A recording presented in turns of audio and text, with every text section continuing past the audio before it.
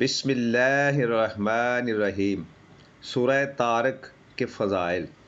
سورہ طارق مکی صورت ہے۔ اس میں 17 آیات اور ایک رکوع ہے۔ تلاوت کی ترتیب کے اعتبار سے یہ قرآن مجید کی 86 نمبر صورت ہے۔ طارق کا معنی ہے رات کو آنے والا۔ اس صورت کی پہلی آیت میں رات کو ظاہر ہونے والے چمکدار ستارے کی قسم بیان کی گئی ہے۔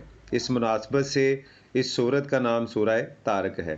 اس سورت کا نام سورہ طارق ہے۔ سورہ طارق کے آغاز میں اللہ تعالیٰ نے آسمان اور رات کو نکلنے والے ستارے کی قسم بیان فرما کر انسان کو اس کی حقیقت سے آگاہ کیا ہے۔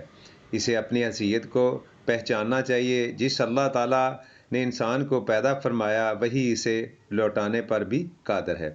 قیامت کے دن لوگوں کے سب رازوں کو ظاہر کر دیا جائے گا۔ آخرت میں اللہ تعالیٰ کے مقابلے میں نہ کسی کی پاس طاقت ہوگی اور نہ کوئی مددگار ہوگا۔ سورہ طارق میں اللہ تعالیٰ نے آسمان اور رات کو نکلنے والے ستارے کی قسم کھا کر یہ ارشاد فرمایا ہے کہ ہر انسان پر ایک نگران مقرر ہے جو اس کے تمام کاموں کو دیکھتا ہے اور جانتا ہے۔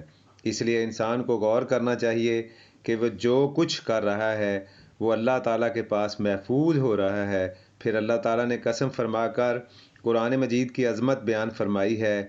ہماری کامیابی یا ناکامی کا فیصلہ قرآن مجید جس کو حق کہے گا وہی حق ہے اور جس کو باطل قرار دے گا وہی باطل ہے۔ قرآن مجید میں شک و شبہ کی کوئی گنجائش نہیں۔ سورہ طارق کے آخر میں حضرت محمد رسول اللہ صلی اللہ علیہ وآلہ وسلم کو تسلی دی گئی ہے کہ آپ صلی اللہ علیہ وسلم پریشان نہ ہوں۔ اللہ تعالیٰ ان کی سب سازشوں کو خاک میں ملا دے گا۔ آمین۔ السلام علیکم۔